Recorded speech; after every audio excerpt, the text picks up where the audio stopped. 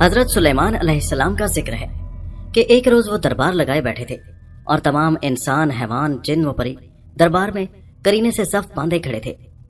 قزاقار کے ایک جانور جسے سار کہتے ہیں، اسے ایک حرکت خلاف ادب سرزد ہو گئی تو حضرت سلیمان علیہ السلام نے اس کو اپنے روبرو طلب فرمایا اور سزا دینے کا ارادہ کیا۔ سار نے عرض کی کہ اے شاہ جن و انسان، آپ رسول خدا ہیں اور آپ کو معلوم ہے کہ کوئی امر بغیر حکم قضاء و قدر کے ظہور میں نہیں آتا، یعنی کوئی بھی بات حکم الہی کے بغیر نہیں ہوتی، تقدیر الہی کے بغیر کوئی کام نہیں ہوتا۔ بس حکم قضاء و قدر اس طرح تھا کہ مجھ سے یہ فعل سرزد ہو گیا، اس میں میرا کیا قصور ہے؟ پھر بھی آپ جو مجھے سزا دینا چاہتے ہیں میں حاضر ہوں۔ اسی وقت سمرغ جو کہ ایک پرندہ ہے اس وقت دربار میں حاضر تھا۔ سار کی یہ بات سن کر ہنسا اور حضرت سلیمان علیہ السلام کی خدمت میں گزارش کی کہ اے پیغمبر خدا، مجھ کو قضاء و قدر پر اعتقاد نہیں ہے۔ حضرت سلیمان علیہ السلام نے سمرغ کی طرف مخاطب ہو کر فرمایا، جو قضاء و قدر پر یقین نہیں رکھتا میرے نزدیک اس کا ایمان درست نہیں۔ اور دربار برخاست کرنے کے بعد حضرت سلیمان علیہ السلام نے بارگاہ الہی میں مناجات کی کہ اے الہی، کہ اس پرندے کو اپنی قدرت کا کرشمہ دکھا تاکہ یہ راہ راست پر آ جائے اور قضاء و قدر یعنی حکم الہی پر یقین رکھے۔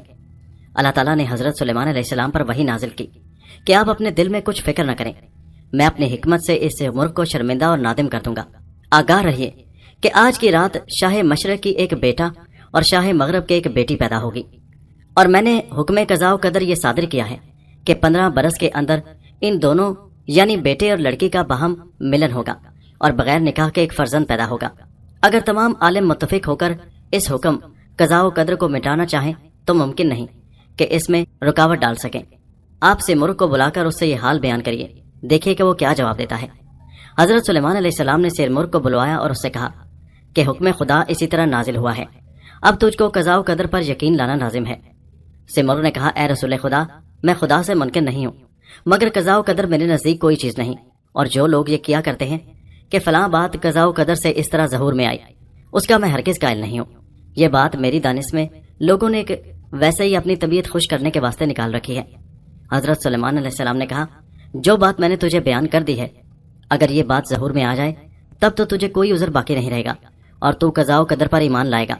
سمرغ نے کہا، البتہ اگر یہ بات ظہور پذیر ہو جائے تب میں قضاء و قدر کا قائل ہو جاؤں گا۔ حضرت سلیمان علیہ السلام نے اپنے اہلکاروں کو حکم دیا کہ ایک یادداشت اس سمرغ کی لکھ کر ہمارے دفتر میں رکھ دی جائے۔ اہلکاروں کو حکم دیا گیا اور ارشاد پر عمل ہوا۔ سمرغ حضرت سلیمان علیہ السلام سے رخصت ہو کر سیدھا مغرب کی طرف اڑ چلا۔ جب مغرب کے شہر میں پہنچا تو تمام شہر کے لوگوں کو ایسا معلوم ہوا کہ ایک بڑا ٹکڑا بادل کا سارے شہر پر چھا گیا ہے۔ سمرغ شاہ مغرب کے محل میں آیا، وہاں دیکھا کہ شہزادی کو ایک گہوارے میں لٹا رکھا ہے اور سینکڑوں خاص کنیزیں اس کے گرد کھڑی ہیں، جو سمرغ کو دیکھ کر بہت حیران ہوئی اور حیران پریشان ہو کر بھاگیں اور مکانوں میں چھپ گئی۔ سمرغ نے شہزادی کا گہوارہ اپنی چونچ میں لے کر پرواز کی۔ شاہ مغرب اور اس کے سپاہیوں نے ہر چند شور و غل کیا اور پتھر مارے، لیکن سمرغ پر کچھ اثر نہ ہوا۔ سیدھا کوہ کاف کو اڑا چلا گیا اور وہاں پہنچ کر ایک مقام بلند پر جا کر، جہاں انسان تو کیا کسی چرند پرند کا بھی گزر نہیں ہو سکتا تھا، ایک درخت کے اوپر شاہ مغرب کی بیٹی کا وہ گہوارہ رکھ دیا اور درختوں کے پتوں اور شاخوں سے اس کو ایسا ترتیب دیا کہ وہ ایک تخت کے مانند بن گیا۔ اور پھر سمرغ ہر روز اس لڑکی کو دودھ لا کر پلاتا اور اس کو پالنے لگا اور اس کی پرورش کرنے لگا، اور پھر اسی درخت پر اس کو اس گہوارے میں رکھنے لگا، اور اس حال میں پورے عالم میں کسی کو اس بات کی آگاہی نہ تھی۔ سمرغ نے اپنے دل میں یہ ارادہ کیا کہ اسی جگہ پر 15 سال تک میں اس لڑکی کو رکھوں گا اور کسی سے اس کا ذکر زبان پر نہ لاؤں گا، اور پھر وقت گزرنے کے بعد اس کو حضرت سلیمان علیہ السلام کی خدمت میں لے جاؤں گا اور سب لوگوں کو میری بات کی سچائی معلوم ہو جائے گی اور اپنے دل میں قائل ہو جائیں گے کہ دراصل قضاء و قدر کوئی چیز نہیں۔ سمرغ ہر روز صبح اٹھ کر حسب معمول حضرت سلیمان علیہ السلام کی خدمت میں حاضر ہوتا اور پھر تھوڑے عرصے میں عمدہ میوے اور دیگر نعمتیں لے کر اس لڑکی کے پاس پہنچتا اور اس کو کھلاتا۔ القصہ لڑکی نے اس طرح پرورش پائی، جب اس کی عمر 5 سال ہوئی تو لڑکی پاکیزہ اور خوبصورت ہو گئی اور سمرغ کو اس کے ساتھ بہت محبت ہو گئی۔ شاہ مشرق کے جو بیٹا پیدا ہوا تھا اس نے بھی بڑی ناز و نعمت سے پرورش پائی تھی، اور جب 5 سال کی عمر تک پہنچا تو نہایت خوبصورت ہوا۔ خدا کی قدرت سے اس کو ایسی چھوٹی عمر میں شکار کا شوق ہوا کہ ایک لمحہ اس کا بغیر شکار کے چین نہیں پڑتا تھا۔ صبح سے شام تک لشکر کے ساتھ جنگل میں شکار کھیلتا، چونکہ مشرق کے بادشاہ کے پاس سوائے اس کے کوئی اور اولاد نہ تھی۔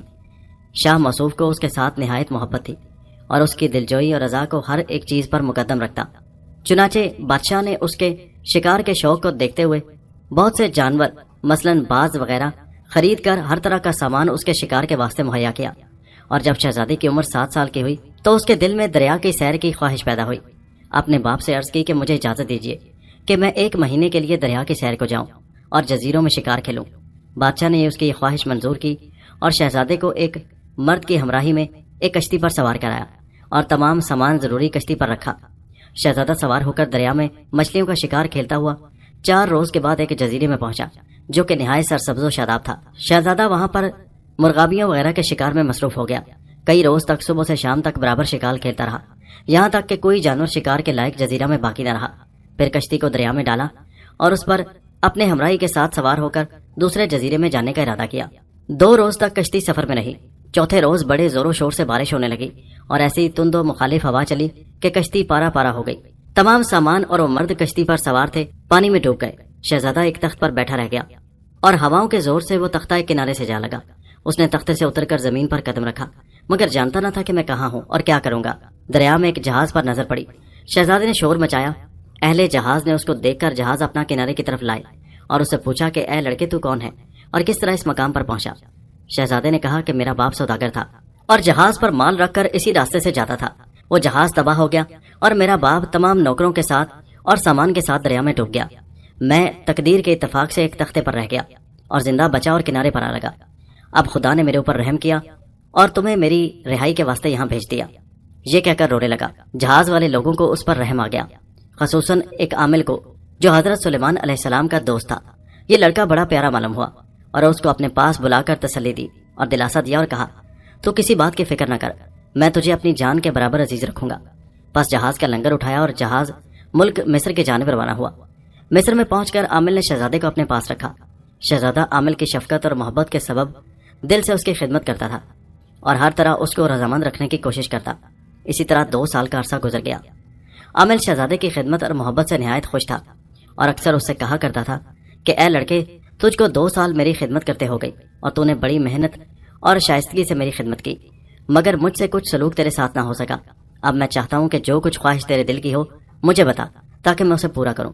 شہزادے نے کہا یہ آپ کی بزرگی اور حسن اخلاق ہے کہ آپ یہ فرماتے ہیں۔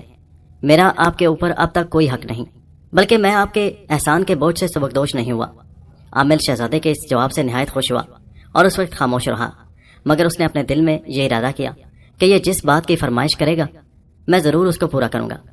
پھر جب بعد میں شہزادے نے عامل کو اپنے اوپر پہلے سے بھی زیادہ مہربان دیکھا تو اس کی خدمت گزاری میں اور زیادہ محنت کرنے لگا۔ ایک روز بازار میں جا کر اپنا کمر بند جواہر نگار فروخت کیا اور اس طرح جو روپیہ ملا اس روپے سے جو چیز بازار میں اس کو عمدہ اور قابل معلوم ہوئی وہ عامل کی پسند کی خرید لی اور عامل کی نظر کرتا۔ اس بات سے عامل اور بھی اپنے دل میں شرمایا اور سوچا کہ میں اس کے عوض اس لڑکے کو اپنے ساتھ کیا سلوک کروں، اور اس کو لڑکے سے اور عقیدت اور محبت ہو گئی۔ ایک روز شہزادے نے عامل کے اپنے اوپر کمال مہربان دیکھ کر اسے کہا اگر حضرت بخوشی اجازت دیں تو میرا دل یہ چاہتا ہے کہ میں دریائے نیل کا چشمہ جا کر دیکھوں۔ عامل نے یہ سن کر کہا لڑکے کہ یہ کیا عجیب بات تیرے دماغ میں پیدا ہوئی ہے؟ دریائے نیل کا چشمہ تو آج تک کوئی شخص دیکھ نہ سکا، نہ معلوم وہ کہاں ہے، تو وہاں کس طرح پہنچے گا؟ شہزادے نے کہا میں بغیر آپ کی مرضی اور ارشاد کے کچھ نہیں کروں گا، مگر آپ نے جو بارہا مجھ سے یہ کہا تھا کہ آپ کی جو خواہش ہوگی میں پوری کروں گا، تو میں نے اپنی خواہش آپ کو بتا دی۔ عامل نے پہلے تو شہزادے کو خوب سمجھایا کہ اس ارادے سے باز آ جاؤ، مگر جب دیکھا کہ اس طرح منع کرنے سے شہزادے کو دکھ پہنچا ہے تو پھر اس کو اجازت دے دی، اور جب شہزادے کو رخصت کرنے لگا تو ایک موم سے مشابہت رکھنے والی چیز اسے کھانے کو دی اور اسے کہنے لگا کہ اسے کھا لے۔ شہزادے نے اسے کھا لیا اور پھر عامل سے پوچھا حضرت آپ نے جو مجھے چیز کھلائی یقیناً بڑی فائدہ مند ہوگی، مجھے اس چیز کا فائدہ بھی بتا دیں۔ عامل نے کہا یہ ایک دوا خزینہ حضرت سلیمان علیہ السلام سے میرے ہاتھ لگی ہے اور اس کی تاثیر یہ ہے کہ جو کوئی اس کو کھائے تمام جانوروں کی بولی سمجھنے لگتا ہے۔ شہزادہ یہ بات سن کر بہت خوش ہوا اور عامل سے رخصت ہو کر دریائے نیل کے کنارے کی طرف روانہ ہوا اور کئی روز تک اپنی منزل کی طرف سفر کرتا رہا۔ ایک روز شام کے وقت شہزادے کو سامنے سے ایک نہایت روشن اور چمکدار چیز پر نظر پڑی۔ جب نزدیک پہنچا تو دیکھا کہ ایک بہت بلند درخت ہے، خوبصورت اور سایہ دار ہے، جس کی شاخیں بہت پھیلی ہوئی ہیں اور پتے زمرد کے بنے ہوئے ہیں۔ اس میں میوہ جات جواہرات کی شکل کے لگے ہوئے ہیں۔ جواہرات کے سبب سے اس درخت کی اس قدر چمک تھی کہ قریب پہنچ کر اس پر نگاہ نہ ٹھہرتی تھی، اور اس درخت کے ارد گرد بہت سبزہ جو بہت خوبصورت اور پاکیزہ تھا اگا ہوا تھا۔ اور ہر طرف شفاف چشمہ رواں تھا۔ شہزادے کی طبیعت اس مقام کو دیکھ کر بہت خوش ہوئی اور اس چمکنے والے درخت کو دیکھ کر بہت حیران ہوا۔ کسی طرح سمجھ میں نہیں آتا تھا کہ یہ درخت کیا ہے اور کس نے اسے یہاں لگایا ہے۔ شہزادے کا دل بے اختیار چاہا کہ اس درخت کی حقیقت کو معلوم کیا جائے، مگر وہاں کوئی انسان نہیں تھا۔ شہزادے نے ارادہ کیا کہ یہاں چند روز قیام کیا جائے تاکہ اس درخت کے اسرار سے اسے معلومات ملے۔ وہ پکا ارادہ کر کے شہزادہ اس درخت سے تھوڑے فاصلے پر، جہاں سے درخت کی چمک کا زیادہ اثر اس پر نہ پہنچ سکے، وہاں ٹھہر گیا۔ جب شام ہوئی تو شہزادے نے ایک جانب سے آواز آدمیوں کی سنی تو وہ ہوشیار ہو کر بیٹھ گیا۔ ایک گھڑی نہ گزری تھی کہ بہت سے سوار اور پیدل لوگ وہاں موجود ہوئے اور ان کے ایک پیچھے بادشاہ بڑے مغرور کے ساتھ تخت پر سوار تھا، وہاں تشریف لایا۔ بادشاہ کا تخت اس نورانی درخت کے سائے میں بچھایا گیا اور اس کے تمام ساتھی جو بادشاہ کے ہمراہ آئے تھے کرینے سے تخت کے روبرو اس درخت نورانی کا ذکر کرنے لگے۔ بادشاہ کے ہمراہ اس کے ساتوں وزیر موجود تھے۔ بادشاہ نے ان سے مخاطب ہو کر کہا، دیکھو میں نے کتنی دفعہ تم سے کہا کہ تم اس درخت کا حال معلوم کر کے مجھے اطلاع دو، تم ہمیشہ وعدہ کرتے ہو اور اس قدر وقت گزر گیا۔ مجھے دن رات اس درخت کی حقیقت دریافت کرنے کا فکر رہتا ہے۔ اگر تم نے آج بھی مجھے اس کی اصلیت بیان نہ کی تو میں تم کو زندہ نہ چھوڑوں گا۔ وزیر بیچارے نیچے گردن جھکائے اور انہوں نے کچھ جواب نہ دیا۔ بادشاہ غصے میں آ کر بولا، کیا بات ہے جو تمہاری زبانیں خاموش ہو گئی ہیں اور میری بات کا جواب نہیں دیتے؟ وزیر نے عرض کی، حضور ہم شرمسار ہیں، نہایت شرمسار کہ ہم سے اس معاملے میں وعدہ خلافی ہو گئی، مگر کیا کریں، جہاں تک ممکن ہو سکا اس درخت کی حقیقت معلوم کرنے کی کوشش کی، لیکن ہمیں یہ معلوم نہ ہو سکا، ہم لاچار ہیں۔ بادشاہ نے کہا، تم مجھ کو ٹالنے کی باتیں کرتے ہو، اگر ہمت ہے تو اس درخت کا حال دریافت کرو، کوئی مشکل کام نہیں۔ وزیروں نے کہا، آپ ہمیں اجازت دیں، ہم آپس میں مشورہ کر کے آپ کو ایک جواب دے دیں۔ بادشاہ نے کہا، اچھا آپس میں صلاح مشورہ کر لو۔ چنانچہ ساتوں وزیر بادشاہ کے پاس سے اٹھ کر آپس میں مشورہ کرنے لگے اور اس مقام پر آ کر بیٹھے جہاں شہزادہ بیٹھا ہوا تھا۔ شہزادے کو وہاں دیکھ کر بڑے حیران ہوئے اور پوچھا، لڑکے تو کون ہے اور اس مقام پر کیسے آیا؟ شہزادے نے کہا، صاحبو میں نیل کا چشمہ دیکھنے کی آرزو لے کر آیا ہوں اور اس امر کی تلاش میں یہاں تک پہنچا ہوں۔ آگے جانے کا ارادہ تھا، مگر اس درخت کو، اس نورانی درخت کو دیکھ کر جہاں تمہارا بادشاہ بیٹھا ہوا ہے، دل نہ چاہا کہ اس کا حال معلوم کیے بغیر یہاں سے آگے بڑھوں۔ اب اتفاق سے آپ کا یہاں نہ ہو گیا، یقین ہے کہ آپ سے یہ حال معلوم ہو سکے گا۔ وزیروں نے یہ حال سن کر کہا، سبحان اللہ، ہم خود اسی پریشانی میں گرفتار ہیں، تمہیں کیا بتائیں، مگر تمہاری مانند کوشش کریں، بس ہم بھی تمہارے ساتھ سفر اختیار کرتے ہیں، شاید کہیں اس درخت کا حال ہمیں معلوم ہو جائے۔ شہزادے نے کہا، زہے قسمت، آپ جیسے بزرگ میرے ساتھ ہوں۔ شہزادے کے پاس سے بادشاہ کی خدمت میں حاضر ہوئے اور عرض کیا کہ ہم کو 1 مہینے کی مہلت دی جائے، ہم اس درخت کا حال معلوم کرنے کے لیے روانہ ہوتے ہیں۔ انشاءاللہ 1 مہینے کے بعد آپ کی قدم بوسی کریں گے اور اس درخت کا حال معلوم کر کے رہیں گے۔ بادشاہ نے انہیں رخصت دے دی۔ تمام وزیر بادشاہ سے رخصت ہو کر شہزادے کے پاس آئے اور رات کو سب نے آرام کیا اور صبح سے روانہ ہو گئے۔ وہ عرصے تک شہزادہ اور ساتوں وزیر منزلیں طے کرتے رہے، کہیں موقع اس بات کا ہاتھ نہ لگا کہ اس درخت کا حال دریافت کر سکیں۔ انجام کار ایک خوبصورت سرسبز چراگاہ میں پہنچے جہاں پر ہر سو بہار چھائی ہوئی تھی۔ وہاں پہنچ کر دیکھا کہ ایک فقیر جو نہایت بزرگ اور جس کی لمبی اور سفید داڑھی تھی اور سر کے بال بالکل سفید تھے، ایک تکیہ لگائے بیٹھا ہوا تھا، یاد الہی میں مصروف ہے۔ شہزادہ اور وزیر اس کی خدمت میں حاضر ہوئے۔ فقیر نہایت شیریں زبان اور بڑے اچھے طریقے سے ان سے پیش آیا اور پوچھا کہ تمہارا آنا کہاں سے ہوا؟ شہزادے اور وزیروں نے عرض کی کہ اے بزرگ، ہم اس امر کی تلاش میں آئے ہیں کہ فلاں جگہ پر جو نورانی چمکدار درخت ہے جو کہ سورج کی مانند روشن ہے اور جس میں طرح طرح کے جواہرات میوے لگے ہوئے ہیں اور میوے ایسے ہیں کہ جیسے لگتا ہے جواہرات ہوں، اس کی اصلیت کیا ہے اور کس نے اس کو لگایا ہے؟ فقیر نے کہا، بابا میں اس درخت کو جیسے ہوش سنبھالا اسی وقت سے دیکھ رہا ہوں اور میری عمر 150 برس کی ہے، مجھے اس کا حال معلوم نہیں، مگر یہاں سے چند منزل پر جا کر میرا بڑا بھائی ملے گا، اس کی عمر 175 سال کی ہے، شاید وہ اس درخت کے حال سے واقف ہو اور اس کے بارے میں کچھ بتا سکے۔ شہزادہ اور وزیر فقیر سے رخصت ہوئے اور منزلیں طے کرتے ہوئے 3 روز کے بعد اس مقام پر پہنچے جہاں اس فقیر کا بڑا بھائی رہتا تھا اور اس سے ملاقات کی، مگر ان کو یہ دیکھ کر تعجب ہوا کہ اس فقیر کے بال صرف بقدر نصف سفید ہیں اور دل میں کہا کہ اس کی کیا وجہ ہے؟ یہ بھائی عمر میں 25 برس زیادہ بڑا ہے مگر اس کے تمام بال سفید نہیں ہیں اور اپنے چھوٹے بھائی کے بنسبت یہ زیادہ توانا اور تندرست ہے۔ انہوں نے اس درخت نورانی کا حال اس فقیر سے پوچھا تو اس نے سوچ سمجھ کر جواب دیا کہ مجھے اس کی اصلیت معلوم نہیں، اور پھر کہنے لگا کہ ہمارا تیسرا بھائی یہاں سے چند کوس کے فاصلے پر ہے اور مجھ سے عمر میں 25 سال بڑا ہے، وہ یقیناً اس درخت کے حال سے واقف ہوگا، اس کے پاس تمہیں جانا چاہیے۔ شہزادہ اور وزیروں کو اس فقیر سے بھی ملاقات میسر آئی، مگر اس فقیر کو دیکھا کہ بالکل سیاہ بال ہیں، سفیدی کا نام نشان تک نہ تھا۔ شہزادہ اور وزیر یہ بات دیکھ کر بڑے حیران ہوئے اور اس سے درخت نورانی کا हाल पूछा कि आप हमको पहले ये बताएं कि आप 3 भाइयों में जो सबसे छोटा भाई है वो निहायत ज़ईफ है और उसके बाल बिल्कुल सफ़ेद हैं, और मंझले के बाल कुछ सफ़ेद हैं और कुछ स्याह हैं, और मंझला भाई बनिस्बत छोटे भाई के ज़्यादा तंदुरुस्त और तवाना है, और आपके बाल भी बिल्कुल स्याह हैं, और उन दोनों की निस्बत आप ज़्यादा तनोमंद हैं। इसकी वजह क्या है? क्योंकि उम्र के लिहाज से तो ये हालत बरक्स होनी चाहिए, यानी आपको ज़्यादा बूढ़ा और कम सेहत वाला होना चाहिए। फ़कीर ने उनकी बात सुनकर जवाब दिया, साहिबो, मैं जानता हूँ तुमको ज़रूर यही बात देखने की सी हसरत होगी, मगर मैं तुम्हें इन सब बातों की वजह बता देता हूँ, और वही है कि मेरे छोटे भाई की बीवी बड़ी जाहिल और बेहुदा है। जो कुछ उसका शौहर पैदा करता है वो बेजा खर्च कर देती है।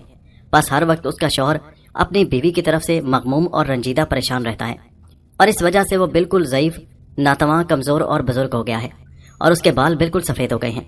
छोटे भाई की बीवी के बनिस्बत थोड़ी सी शऊर और अकल वाली है, मगर बहुत ज़्यादा अकलमंद नहीं। इस वजह से मेरे मंझले भाई को कभी कभी उसकी तरफ से रंज और दुख पहुंचता है, और उसकी वजह से वो थोड़ा सा ज़ईफ हो गया है, और बाल भी उसके कुछ सफ़ेद हो गए हैं। मगर मेरी बीवी नहायत नेक बख्त और दना है। मुझको इंतज़ाम खानादारी में उसकी तरफ से कभी कोई शिकायत नहीं हुई, कभी कोई तकलीफ़ नहीं हुई, और मेरी ज़िंदगी बड़े आराम और बेफिक्री से बसर होती है, और इसी सबब से मेरी उम्र उन दोनों की निस्बत 50 साल ज़्यादा है।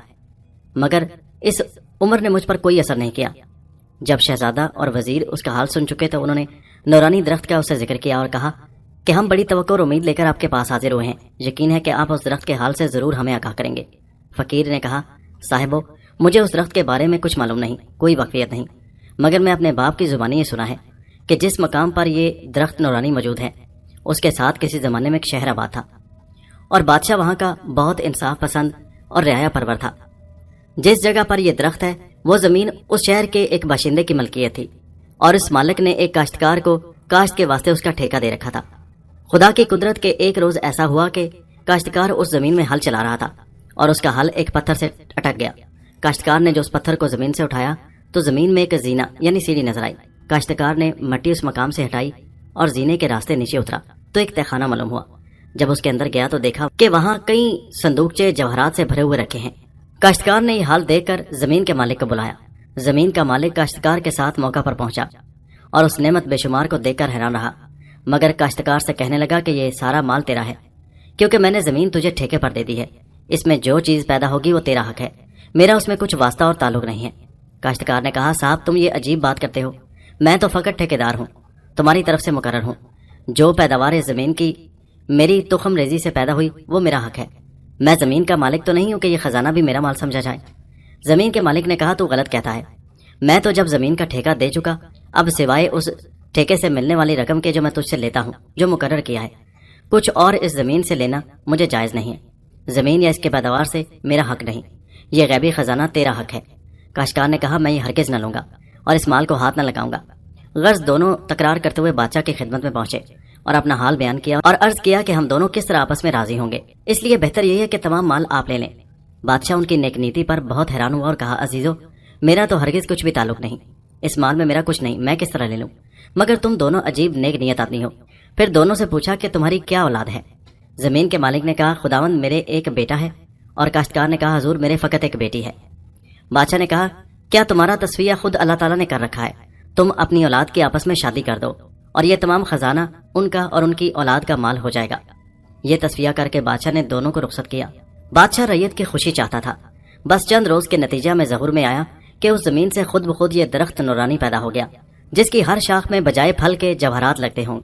बादशाह के अरकान दौलत ने कहा कि ये माल खुदा दाद बरगाह इलाही से आपके वास्ते हुआ है, हुक्म फरमाए कि इन जवाहरात को हम हजूर के जवाहर खाने में भिजवा दें। बादशाह ने कहा, नाउज़ुबिल्लाह, तुम कैसे हट धर्म हो, कैसी बात करते हो? मेरा इस माल में किस तरह हक है और मुझे कब यह हक पहुंचता है? माल का हकदार मालिक ज़मीन है, मैं हरगिज एक सिक्का न लूंगा। बस ज़मीन के मालिक को तलब किया और उससे कहा कि यह जवाहरात तेरा माल है, इसको ले ले। अल्लाह ताला ने तेरी खुशनियती के सबब तुझको ये दोबारा नेमत अता की। ज़मीन के मालिक ने कहा, हजूर, मुझको तो आपके इंसाफ से बहुत कुछ दौलत मिल चुकी है, अल्लाह ताला ने आपके इंसाफ से खुश होकर आपके वास्ते अता की है। बादशाह ने ज़मीन के मालिक को बहुत समझाया, लेकिन उसने कबूल न किया। लाचार बादशाह ने हुक्म दिया कि इस दरख्त को ऐसा ही रहने दो और अपनी औलाद को यह वसीयत तहरीर करे कि मेरी औलाद से हरगिज़ को इस जवाहरात की तमन्ना करे। और यही वसीयतनामा में लिखा गया कि अगर इस पर मेरी औलाद अमल करेगी तो इनायत इलाही से कभी सल्तनत उनके हाथ से न जाएगी। चुनाचे वो वसीयतनामा उस दरख्त की टहनी में एक बड़ा सुराख करके रख दिया गया और अब तक सल्तनत उसी बादशाह के खानदान में चली आती है। وزیر یہ حال سن کر بہت خوش ہوئے اور فقیر سے رخصت ہو کر واپسی کا ارادہ کیا۔ چلتے وقت شہزادے کو بہت سمجھایا کہ تم ہمارے ساتھ چلو اور نیل کا چشمہ دریافت کرنے کے ارادے سے باز رہو۔ شہزادے نے کہا، میں تو اپنے دل میں عہد کر چکا ہوں کہ بغیر نیل کے چشمے کو دیکھے ہرگز قدم پیچھے نہ ہٹاؤں گا۔ آپ بے فائدہ مجھے اصرار کرتے ہیں، میں ہرگز نہ مانوں گا۔ وزیروں نے جب دیکھا کہ شہزادہ کسی طرح نہیں سمجھتا تو اس سے جدا ہو کر اپنے ملک کو واپس روانہ ہوئے اور وہاں پہنچ کر اپنے بادشاہ سے فقیر کی زبانی جو ساری بات معلوم ہوئی تھی اسے بتا دی۔ بادشاہ اپنے لشکر کے ساتھ شہر سے روانہ ہو کر اس درخت کے پاس گیا اور وصیت نامے کو تلاش کرایا تو وصیت نامہ جیسا فقیر نے بیان کیا تھا درخت کی ٹہنی سے نکلا۔ بادشاہ نے اس کو پڑھا تو اس میں وہی مضمون پایا جو فقیر نے بیان کیا تھا۔ بادشاہ نے وزیروں سے کہا، بڑی خیر گزری کہ تم عین موقع پر واپس آ گئے، ورنہ میری 2 روز سے یہ نیت تھی کہ اس درخت سے تمام جواہر توڑ کر اپنے خزانے میں رکھوا لوں۔ اگر یہ فعل مجھ سے ہو جاتا تو شک نہیں کہ جیسا اس وصیت نامے میں میرے بزرگ لکھ گئے ہیں سلطنت ہمارے خاندان سے جاتی رہتی۔ شہزادہ وزیروں کے چلے جانے کے بعد 2 روز تک فقیر کا مہمان رہا اور اسے نیل کے چشمے کا حال پوچھا۔ فقیر نے کہا، مجھے بالکل اس مقام کا پتہ و نشان بالکل معلوم نہیں، البتہ ایسا سننے میں آیا ہے کہ کوہ کاف پر کسی مقام سے یہ چشمہ رواں ہوتا ہے۔ شہزادہ فقیر سے رخصت ہو کر دریا کے کنارے کنارے چلتا چند روز تک ایک شہر میں جا پہنچا جو کہ ایک نہایت وسیع اور آباد تھا۔ جب شہر کے دروازے پر پہنچا تو اس کو ایک آدمی ملا جو بہت وجیح تھا۔ شہزادے کا غیر ملکیوں کا لباس دیکھ کر پوچھنے لگا کہ تم کس ملک کے آدمی ہو اور ایسی کم عمری میں یہاں کیسے پہنچ گئے؟ شہزادے نے اپنا تمام حال اور آنے کی وجہ بتا دی کہ میں چشمہ دریائے نیل کا پتہ کرنا چاہتا ہوں۔ وہ شخص کہنے لگا، یہ عجیب دقت طلب خیال تمہارے دل میں کیسے آیا؟ تمہارے سر میں کیسے یہ خیال سما گیا؟ دریائے نیل کے چشمے کا پتہ آج تک کسی کو نہیں لگا، بہتر ہے کہ تم اپنے اس ارادے سے باز آ جاؤ۔ شہزادے نے کہا، یہ ہرگز نہیں ہوگا، میں یا تو اس چشمے کا پتہ لگا کر رہوں گا ورنہ اسی جستجو میں اپنی جان دوں گا۔ اس شخص نے کہا، خیر تم کو اختیار ہے، مگر میں چاہتا ہوں کہ چند روز میرے مہمان رہو۔ شہزادے نے اس فقیر کی یہ بات منظور کی کہ شاید اسی کے پاس سے پتہ چل جائے۔ یہ ارادہ کر کے شہزادہ اس کے ساتھ اس کے مکان پر گیا۔ فقیر نے بہت اچھی طرح اس کی خاطر تواضع کی اور خوب مہمان نوازی کی۔ شام کے وقت پھر کھانے کے واسطے دسترخوان بچھایا۔ حسب روایت اس ملک کے مالک مکان کی بیوی بھی ان کے ساتھ کھانے میں شریک ہوئی اور ادھر ادھر کی باتیں شروع ہوئیں۔ عورت نے جو شہزادے کے سفر کرنے کا حال سنا اور اس کی ہمت پر حیران رہی اور کہا، آفرین ہے کہ اس عمر میں ایسی باتوں کی تلاش میں ہو۔ اس میں کوئی شک نہیں کہ نیل کے چشمے کا دریافت کرنا بہت مشکل کام ہے، مگر جو آدمی باہمت ہے اس کا خدا مددگار ہوتا ہے۔ اگر تم نے ہمت نہ چھوڑی تو عجب نہیں کہ اس راز کو معلوم کر لو گے۔ شہزادے نے کہا، بڑی دقت یہ ہے کہ کوئی شخص ذرا بھی اس مقام کا پتہ مجھے نہیں بتا سکتا اور اس سبب سے مجھ کو پھرتے پھرتے کئی سال ہو گئے۔ اگر اس قدر یہی حال مجھ کو معلوم ہو جائے کہ وہ چشمہ کس جانب ہے اور کس طرح وہاں تک پہنچنا ممکن ہے تو پھر میں اپنے اوپر محنت اور مشکلیں سب کچھ بخوشی گوارا کر لوں گا۔ عورت نے کہا، یہاں سے 10 منزل آگے ایک مقام ہے اور وہاں ایک عابد رہتا ہے اور وہ بڑا جہاں دیدہ اور بزرگ آدمی ہے اور 500 برس کی اس کی عمر ہے۔ تم اس کے پاس جاؤ، شاید وہ تمہاری کچھ مدد کرے۔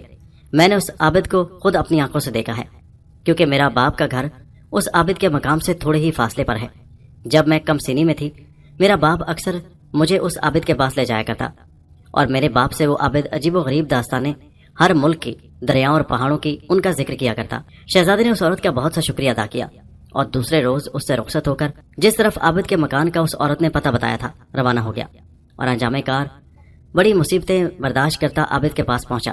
دیکھا کہ وہ ایک بہت بزرگ خدا کی یاد میں مصروف ہے اور تمام اس کے بال سر کے اور داڑھی کے اس قدر بڑھ گئے ہیں کہ اس کا چہرہ بھی اچھی طرح نظر نہ آتا تھا۔ شہزادے نے ایک کینچی نکال کر اس کے سارے بال درست کیے۔ عابد نے آنکھ کھولی اور کہا کہ بچہ تو کون ہے اور میرے پاس کس لیے آیا ہے؟ شہزادے نے کہا کہ پیرو مرشد، مجھ کو دریائے نیل کے چشمے کے دریافت کرنے کی خواہش ہے۔ ایک عرصے سے میں اسی کوشش میں ہوں، قریب 5-6 سال کے مجھ کو اسی جستجو میں کوشش کرتے ہوئے گزر گئے، لیکن کہیں اس کا سراغ نہیں ملتا۔ اب میری قسمت نے یاوری کی کہ آپ کی خدمت میں آ پہنچا۔ آپ کی توجہ سے یقین ہے کہ میں اپنی مراد پا کر رہوں گا۔ وہ عابد یہ حال سن کر ہنسا اور شہزادے سے کہا، بچہ جو بات تیرے خیال میں ہے اس کا حاصل ہونا ناممکن ہے۔ سن اور آگاہ ہو کہ جب میں جوان تھا میرے دل میں بھی یہی ایک بار خیال پیدا ہوا تھا کہ چشمہ نیل کو جا کر دیکھوں۔ جب میں اپنے پیر سے جس کی عمر 700 برس کی تھی اجازت چاہی تو انہوں نے مجھے منع کیا اور کہا کہ متقدین یہ بات تحریر کر گئے ہیں کہ سوائے شہزادہ مشرق کے اور کوئی شخص دریائے نیل تک نہ پہنچے گا اور چشمہ کو نہ دیکھ سکے گا۔ تو پھر میں نے اپنا مجبوراً ارادہ ترک کیا، مگر ایک پیر کی زبانی میں نے دریافت کیا تو ایسا معلوم ہوا کہ یہاں سے جانب جنوب کئی منزل کے بعد ایک دریا ہے جس کا پاٹ کئی 100 میل کا ہے اور اس دریا کے پار ایک میدان عظیم ہے جس کی زمین بالکل لوہے کی طرح ہے۔ اس سے جب گزر جائیں تو پھر دامن کوہ کاف میں پہنچتا ہے کہ جہاں زمین چاندی کی ہے اور کنکر پتھر وہاں کے جواہرات کے ہیں۔ کوہ کاف پر چڑھ کر ایک بہت بڑی جگہ ہے اور وہاں چشمہ دریائے نیل نکلتا ہے۔ شہزادہ یہ تمام حال اس عابد کی زبانی سن کر اپنے دل میں بہت خوشگوار کہا کہ اے پیر بزرگ، میں ہی شہزادہ مشرق ہوں اور آپ کی عنایت کا میں بہت مشکور ہوں کہ آپ نے میری تمام محنت ٹھکانے لگائی، اور آپ کی دعا سے امید رکھتا ہوں کہ اب میرا مقصد پورا ہوگا۔ اب میں آپ سے عرض کرتا ہوں، اب مجھے ایسی ترکیب بتائیں کہ جس سے میں اس دریا کے کنارے سے گزر سکوں۔ عابد نے کہا، جب تو دریا کے کنارے پہنچے تو وہاں ایک بہت بڑا جسیم جانور ہوتا ہے جس کا مسکن کوہ کاف ہے۔ وہ جانور ہمیشہ علل صبح اپنے مسکن سے دریا کے پار خوراک حاصل کرنے کے واسطے آتا ہے اور دوپہر سے پھر اپنے مسکن کو واپس جاتا ہے۔ تو جس وقت وہ جانور واپس جانے کا ارادہ کرے اس کے پاؤں سے لپٹ جانا، اس تدبیر سے دریا پار کر جائے گا۔ شہزادے نے عابد کے قدم پکڑ لیے اور اس سے رخصت ہو کر اپنی منزل کی طرف راہ لی۔ کئی مہینے بعد منزلیں طے کرتا ہوا انجام کار اس دریا کے کنارے پہنچا۔ دریا کو دیکھ کر حیران رہا کہ کہیں اس کا کنارہ معلوم نہیں ہوتا تھا۔ جہاں تک نظر کام کرتی تھی پانی ہی پانی دکھائی دیتا۔ القصہ شہزادے نے رات کو دریا کے کنارے پر آرام کیا اور صبح نماز پڑھ کر اس جانور کی آمد کا انتظار میں بیٹھ گیا۔ تھوڑی دیر گزری تھی کہ یکایک سامنے سے ایک پرندہ جو ہاتھی کی مانند بہت بڑے جسم والا تھا سامنے سے آتا نظر آیا۔ شہزادہ اس کے خوف سے ایک درخت کی اوٹ میں چھپ گیا۔ وہ جانور دریا پار کر کے زمین پر اترا اور جنگل میں چھوٹے چھوٹے چرند اور پرند شکار کر کے کھاتا رہا۔ جب تیسرے پہر کا وقت ہوا، شہزادہ درخت کی اوٹ سے نکل کر دبے پاؤں اس جانور کے پیچھے جا کھڑا ہوا، اور جس وقت اس نے پرواز کی اس کا پاؤں مضبوطی سے پکڑ کر اس کے ساتھ اڑتا چلا گیا۔ پرواز میں شہزادے نے جو نیچے نگاہ کی تو دریا کو دیکھ کر بڑی دہشت معلوم ہوئی۔ قریب تھا کہ ہاتھ اس کا چھوٹ جائے، مگر شہزادے نے ہمت قائم رکھی اور آنکھیں بند کر لیں۔ گھنٹہ بھر میں جانور نے دریا کی راہ طے کی اور دوسرے کنارے پر پہنچ کر دم لینے کے واسطے اترا۔ شہزادے نے اس کا پاؤں چھوڑ دیا اور زمین کے کنارے پر پڑ گیا۔ دیکھا تو تمام زمین لوہے کی طرح ہے اور پتھر اور کنکر سب جواہرات کے ہیں۔ چونکہ وقت شام کا ہو گیا تھا، شہزادہ رات کو وہیں سویا اور صبح بیدار ہو کر آگے روانہ ہوا۔ بہت دیر تک زمین ویسی رہی، مگر پھر چاندی کی زمین شروع ہوئی اور تھوڑے فاصلے پر کوہ کاف نظر آیا۔ شہزادہ اس کی بلندی دیکھ کر گھبرایا کہ اس کی چوٹی آسمان سے ملی ہوئی نظر آتی تھی، اور اپنے دل میں کہنے لگا کہ اس پر چڑھنا کسی طرح ممکن نہیں۔ بہرحال قدم آگے بڑھایا اور سرحد زمین سے گزر گیا۔ جب اس زمین کی سرحد پر پہنچا، دیکھا کہ اس زمین اور کوہ کاف کے درمیان میں ایک ندی ہے جس کی بہت ہی پتلی دھار تھی اور نہایت خوش رنگ پانی اس میں بہہ رہا تھا۔ بہت روانی سے بہتا تھا اور اس کے کنارے کے دونوں طرف بہت سے بے شمار درخت تھے اور خوشنما درخت تھے۔ شہزادہ چلتے چلتے تھک گیا اور دوپہر کا وقت ہو گیا۔ یہ مقام پرفضا دیکھ کر ایک درخت کے نیچے ہو بیٹھا۔ جب ذرا وقت ٹھنڈا ہوا تو شہزادہ پھر اس ندی کے کنارے آگے بڑھا اور اس مقام پر جہاں پہاڑ سے پانی گر کر یہ ندی رواں ہوتی تھی، یہ مقام نہایت ہی پرلطف تھا۔ شہزادہ وہاں تھوڑی دیر ٹھہرا اور پھر ایک درخت پر چڑھ کر دوسری جانب ندی کے جو درخت تھا اس کی شاخیں اس درخت سے باہم مل گئی تھی، اس پر گیا اور وہاں سے پھر چڑھنا شروع کر دیا۔ کئی روز تک پہاڑ پر منزل پیمائی کرتا رہا۔ انجام کار کے آخر پہاڑ کی چوٹی پر جا پہنچا اور دیکھا کہ وہاں ایک بڑا ذخیرہ پانی کا ایک نیچی نشیبی جگہ میں تھا جو بڑی جھیل کی طرح معلوم ہوتا تھا، اور اس کا پانی پہاڑ سے گزر کر ندی جو اس میں ملتی تھی رواں ہو رہی تھی، اور اس جھیل کے گرد ہزار ہاتھ درخت بڑے بلند اور سایہ دار تھے، مگر ایک درخت اس قدر بلند تھا کہ اس پر نگاہ نہ ٹھہرتی تھی اور اس کی شاخیں بہت دور دراز تک پھیلی ہوئی تھی۔ یہ وہی درخت تھا جس کے اوپر سیمرغ نے اس لڑکی شاہ مغرب کا مسکن بنایا ہوا تھا۔ یہ پانی کا ذخیرہ چشمہ دریائے نیل کا تھا۔ شہزادہ اپنے مطلب کی کامیابی پر بڑا خوش تھا اور اس مقام کو جو نمونہ شاید بہشت کا تھا، جنت کا نمونہ معلوم ہوتا تھا، دیکھ کر کمال خوش ہوا اور دن بھر اس مقام کی سیر کرتا رہا۔ جب رات ہوئی، شہزادے نے اس درخت کے نیچے جس پر اس شاہ مغرب کی لڑکی کا گہوارہ تھا اس کے نیچے آرام کیا۔ فجر کے وقت جب بیدار ہوا تو دیکھا کہ بستر کے اوپر بہت سے میوے اور مٹھائی کے ٹکڑے پڑے ہیں۔ شہزادہ بڑا حیران ہوا کہ یہ چیزیں اس پر جس کے قریب میں سینکڑوں کوس تک کہیں آبادی کا نام و نشان نہیں کیسے آ گئی۔ درخت کے اوپر ہر چند نگاہ دوڑائی، بلندی کے کچھ بھی نظر نہ آیا۔ خاموش ہو کر بیٹھ رہا۔ وہ میوہ اور مٹھائی جمع کر کے خوب پیٹ بھر کر کھائی۔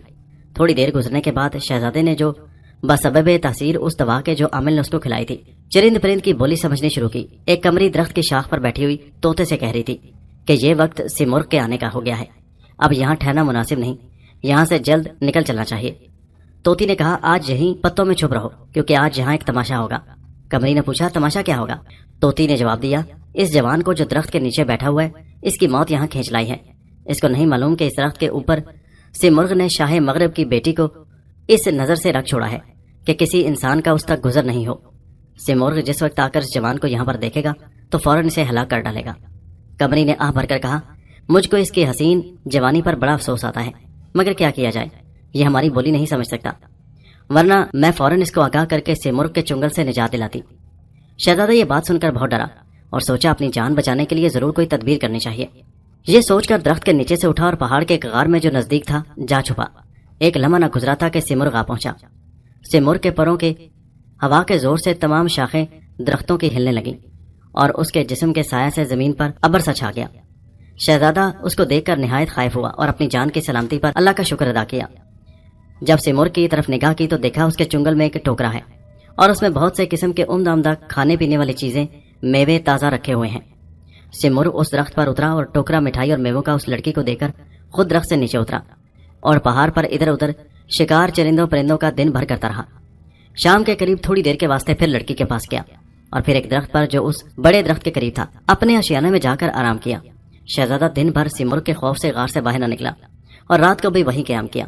جب صبح ہوئی شہزادہ بیدار ہوا، دیکھا کہ سمرغ درخت پر نہیں ہے، بس غار سے نکل کر درخت کے نیچے پہنچا اور ہر طرف نگاہ دوڑائی۔ بس سبب بلندی درخت اور پتوں کے کثرت کے شہزادی مغرب اس کو نظر نہ آ سکی۔ شہزادہ بڑا دلگیر ہوا اور سوچا کہ کس طرح اپنے تئیں درخت کے اوپر جا کر پہنچے، مگر کوئی تدبیر سمجھ میں نہ آئی۔ اتفاقاً لڑکی کی نگاہ جو شہزادے پر پڑی تو ہم جنسی نے جوش مارا اور شہزادے کو اوپر سے آواز دی۔ شہزادے نے پھر ہر چند نگاہ کی، شہزادی اس کو نظر نہ آ سکی۔ انجام شہزادی نے اوپر نگاہ کر کے کہا، شہزادی تم مجھ کو نظر نہیں آتی، میں کسی طرح تمہارے پاس نہیں پہنچ سکتا۔ شہزادی نے پتے درخت کے جو سمرغ نے گہوارے کے گرد میں لگا رکھے تھے پتے ہٹائے اور شہزادے کو کہا کہ اس طرف نگاہ کر۔ شہزادے نے اس طرف دیکھا تو اتنی خوبصورت لڑکی کی صورت دیکھ کر اس پر عاشق ہو گیا اور کہا، اے پری تو اس درخت پر کیوں رہتی ہے اور کس طرح اس مقام پر تیرا جی لگتا ہے؟ لڑکی نے کہا، میں سمرغ کی بیٹی ہوں اور جب سے مجھ کو ہوش آیا ہے میں نے کسی اور چیز کی صورت آج تک نہیں دیکھی۔ شہزادے نے کہا، میں انسان ہوں اور تو بھی انسان ہے، یہ تیری غلط فہمی ہے کہ تو اپنے تئیں خود کو سمرغ کی بیٹی سمجھتی ہے۔ شہزادی نے کہا، میں کیسے جانوں، میں بھی مثل تمہارے انسان ہوں۔ شہزادے نے کہا کہ جب سمرغ حضرت سلیمان علیہ السلام کے پاس سے آئے تو تم اس سے فرمائش کرنا کہ مجھے ایک آئینہ لا دے۔ لڑکی نے کہا، آئینہ کیا چیز ہوتی ہے کہ جس سے تم کو اپنی صورت نظر آ جائے اور تم کو آئینہ دیکھ کر معلوم ہوگا کہ تم میری طرح کے انسان ہو، سمرغ کی بیٹی نہیں۔ شاہ مغرب کی بیٹی نے کہا، ایسا ہی کروں گی۔ پھر شہزادہ بخیال اس بات کے کہیں سمرغ کے آنے کا وقت قریب ہو گیا ہے، شہزادی سے رخصت ہو کر اسی غار میں جا چھپا۔ جب سمرغ حسب معمول حضرت سلیمان علیہ السلام کے پاس سے واپس آیا تو لڑکی نے اس سے کہا کہ مجھے ایک آئینہ چاہیے، لا دو۔ سمرغ نے کہا، کل لیتا ہوں گا۔ چنانچہ دوسرے روز سمرغ نے اسے آئینہ لا دیا۔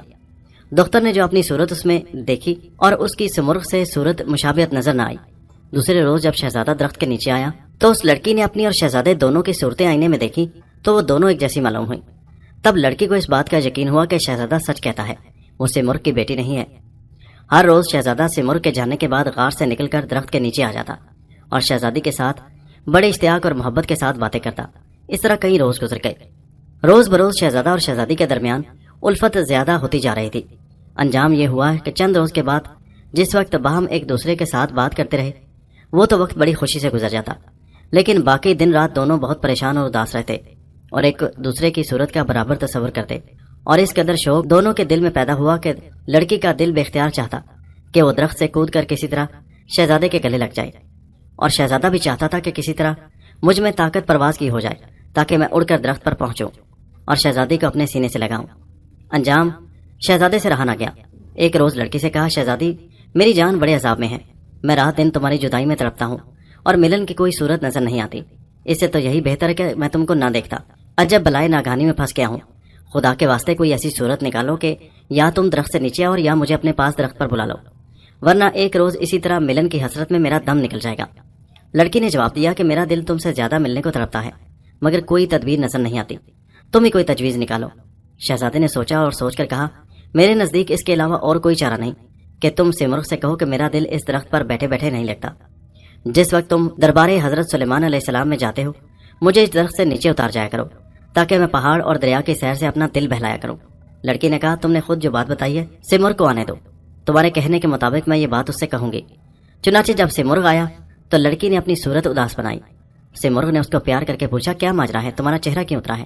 لڑکی نے کہا، مجھے اس درخت پر بیٹھے بیٹھے بڑی بے چینی اور تنہائی میں وقت کاٹنا پڑتا ہے، قطع نظر اس بات کے کہ سامنے جو دریا ایسے لطف اور خوبی کے ساتھ بہتا ہے اور پہاڑ پر ہر جگہ درختوں کے ساتھ سبزہ ہے، میں ان کی جگہ پر جا کر انہیں دیکھنا چاہتی ہوں، میرا دل چاہتا ہے۔ سمرغ نے کہا بہت اچھا، میں جس وقت حضرت سلیمان علیہ السلام کی خدمت میں جاتا ہوں تم کو درخت سے نیچے اتار جایا کروں گا۔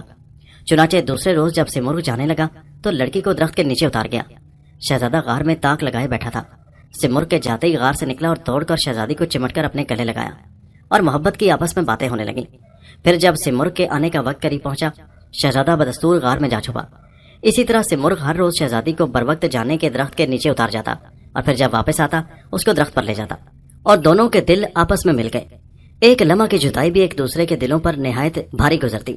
شہزادے نے کہا کوئی ایسی تدبیر ہونی چاہیے کہ ہم دونوں ہر وقت ساتھ رہیں اور جدا نہ ہوں۔ شہزادی کہنے لگی ایسا ہو جائے تو کیا خوب ہے۔ شہزادی نے کہا میں کوئی اسی فکر میں ہوں کہ کوئی ہیلا ہاتھ لگے تو میں بھی تمہارے ساتھ درخت پر چلوں اور وہاں ہم دونوں رہا کریں۔ خدا کی قدرت، ایک دن دونوں پہاڑ پر سیر کرتے کرتے پھر رہے تھے کہ دریائے نیل کے چشمے کے کنارے پر ان کو ایک بڑا مگرمچھ مردہ نظر آیا۔ شہزادے نے کہا میں اس کو اندر سے تمام صاف کرتا ہوں اور اس کے اندر جا کر بیٹھ جاؤں گا۔ جب سمرغ آئے تو تم مجھ سے کہنا کہ میں نے دریا کے کنارے ایک مگرمچھ کی کھال پڑی دیکھی ہے، اس کو میرے پاس درخت پر اٹھا لاؤ۔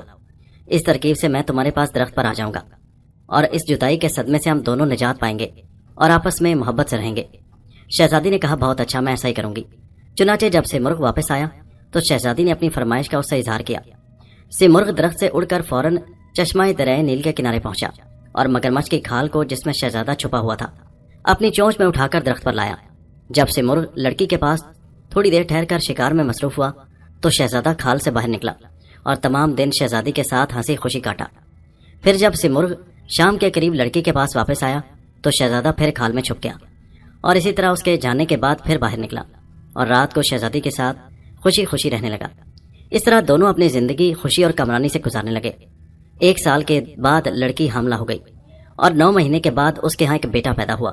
جس وقت سمرغ شہزادی کے پاس آتا، شہزادہ اپنے نومولود بیٹے کو اپنے ساتھ کھال میں چھپا لیتا اور پھر جب سمرغ چلا جاتا تو اس کو اپنے ہمراہ باہر نکال لیتا۔ جب لڑکا 3 ماہ کا ہوا تو اللہ تعالیٰ نے حضرت جبرائیل علیہ السلام کو حضرت سلیمان علیہ السلام کے پاس بھیج کر کہا کہ اب سمرغ کے وعدہ پورا کرنے کا وقت ہو گیا ہے اور حکم قضائے قدر جو صادر فرمایا تھا اس کی بھی بخوبی تعمیل ہو گئی ہے، یعنی شہزادہ مشرق کا شہزادی مغرب کے ساتھ ملن ہو گیا ہے اور ان کا بیٹا پیدا ہوا ہے اور وہ تینوں اسی درخت پر ہیں جہاں کے سمرغ نے کوہ کاف میں لڑکی کو رکھا تھا۔ اب سمرغ کو بلا کر اسے لڑکی کو گہوارے کے ساتھ اور مگرمچھ کے کھال کے ساتھ اپنے پاس طلب کرو۔ حضرت سلیمان علیہ السلام نے حضرت جبرائیل علیہ السلام کے ارشاد کے مطابق جس وقت سمرغ ان کے دربار میں حاضر ہوا تو اس سے پوچھا کہ اب 15 سال کا عرصہ گزر گیا ہے، اب تم کیا کہتے ہو؟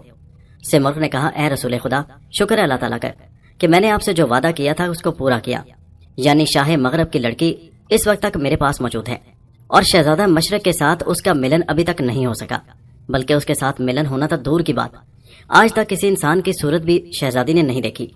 حضرت سلیمان علیہ السلام نے کہا ایسا نہیں ہو سکتا کہ حکم قضاء و قدر میں کس طرح فرق آ سکے، تم اب بھی اپنا عقیدہ درست کر لو۔ سمرغ نے کہا سبحان اللہ، میں 15 سال تک نہایت محنت مشقت اپنی صرف کر کے اس لڑکی کو اپنے پاس تنہائی میں رکھا اتنی بلندی پر، اور آج وہ دن ہوا ہے کہ آپ کے سامنے سرخرو ہو سکوں۔ میں کس وجہ سے اپنے اعتقاد کو اور مضبوط کروں، میں جس کا امتحان پاس کر چکا ہوں۔ حضرت سلیمان علیہ السلام نے فرمایا اچھا، تم کل اس لڑکی کو اس کے گہوارے کے ساتھ اور دیگر تمام چیزیں جو اس درخت پر موجود ہوں میرے پاس اٹھا کر لے آؤ۔ سمرغ نے کہا بہتر، اور اپنے دل میں بہت خوش اور نازاں ہوا اور اپنے مسکن پر واپس آیا اور دوسرے روز مقررہ وقت پر اس درخت میں پہنچا اور وہ گہوارہ اور وہ مگرمچھ کی کھال اور لڑکی کو اٹھا کر حضرت سلیمان علیہ السلام کی خدمت میں حاضر ہوا۔ حضرت سلیمان علیہ السلام نے اس روز دربار بڑے کروفر کے ساتھ منعقد فرمایا تھا۔ تمام جن و پری و انسان حیوان چرند پرند کو حکم حاضری کر دیا تھا۔ جس وقت سمرغ اس لڑکی کے گہوارے اور کھال مگرمچھ کے ساتھ دربار میں حاضر ہوا تو حضرت سلیمان علیہ السلام نے اسے پوچھا بول اب تو کیا کہتا ہے؟ سمرغ نے کہا کہ میری گزارش جو شروع سے کی تھی اب بھی وہی ہے کہ قضاء و قدر کوئی چیز نہیں ہے، اور یہ کہنا محض غلط ہے کہ حکم قضاء قدر کسی طرح رد نہیں ہو سکتا۔ چنانچہ اس بات میں اب کوئی گنجائش نہیں کہ جس میں شک باقی ہے کہ خود آپ نے یہ امتحان فرمایا کہ یہ لڑکی دربار میں موجود ہے۔ ملاحظہ فرمائیے کہ اس کے پاس ابھی تک کسی انسان کا گزر نہیں ہوا، کیونکہ میں نے اسے 15 سال سے محفوظ رکھا ہے، اور پھر آپ نے فرمایا تھا کہ خدا کا حکم ہے، حکم قضاء و قدر ہے کہ شہزادہ مشرق کا اس سے ملن ہوگا اور اس سے ایک لڑکا پیدا ہوگا۔ یہ کہاں قائم رہا؟ حکم قضاء و قدر غلط ہو گیا نا؟ حضرت سلیمان علیہ السلام نے تمام اہل دربار کی طرف مخاطب ہو کر فرمایا کہ دیکھو، اس سمر کو میں نے بہت سمجھایا، مگر یہ اپنی کج فہمی سے باز نہیں آیا اور اپنا اعتقاد درست نہیں کرتا۔ پھر سمر کو حکم دیا کہ اس مگرمچھ کی کھال کو کھول کر ڈال۔ سمرغ نے اپنی چونچ سے اس کھال کو چیرا تو شہزادہ مشرق اپنے نومولود بیٹے کے ساتھ اس میں سے برآمد ہوا۔ تمام اہل دربار اس معاملہ کو دیکھ کر حیران و ششدر رہ گئے اور سمرغ مارے خجالت اور شرمندگی کے پانی پانی ہو گیا اور دربار میں اس سے ٹھہرا نہ گیا۔ حضرت سلیمان کے قدموں میں گرا اور کہنے لگا، حقیقت میں مجھ سے بڑا گناہ ہوا، اب مجھے معاف کیجیے، اور یہ کہہ کر سیدھا کوہ کاف کو اڑ گیا اور پھر کبھی اپنی صورت نہ دکھلائی۔ حضرت سلیمان علیہ السلام شہزادہ مشرق اور شہزادی مغرب کے حسن و جمال کو دیکھ کر بہت خوش ہوئے اور ان کی بڑی خاطرداری اور مہمانداری کی۔ پھر بموجب آئین کے ان کا نکاح کر دیا اور ان کو ایک مکان اپنے محل کے برابر رہنے کے واسطے دیا۔ چند ماہ تک شہزادہ اور شہزادی حضرت سلیمان علیہ السلام کے مہمان رہے۔ پھر ایک روز شہزادہ نے حضرت سلیمان علیہ السلام سے گزارش کی کہ مجھے اپنی والدین کی قدم بوسی حاصل کرنے کی بڑی آرزو ہے، اور شہزادی کو یہی مناسب ہے کہ اپنے والدین کو اپنی صورت دکھا کر ان کے دل کو خوش کرے، لہٰذا ہماری گزارش ہے کہ اب ہمیں اجازت دی جائے کہ ہم اپنے ملک کو جائیں۔ حضرت سلیمان علیہ السلام نے کہا، ضرور، یہ امر مناسب ہے اور تمہاری سعادت مندی میں داخل ہے، اور میں بخوشی تم دونوں کو اجازت دیتا ہوں۔ یہ کہہ کر حضرت سلیمان علیہ السلام نے بہت سا زر و جواہر دے کر جن اور پریوں کو حکم دیا کہ وہ ان دونوں کو تخت پر سوار کرا کے لے جائے۔ چنانچہ شہزادہ اور شہزادی دونوں تخت پر سوار ہو کر اول شاہ مغرب کی خدمت میں حاضر ہوئے، اور پھر چند روز بعد وہاں رہ کر شہزادہ اپنے ملک میں آیا اور والدین کا قدم بوس ہو کر ان کو پھر سے جیسے زندہ کیا اور اپنی تمام عمر عیش و عشرت کے ساتھ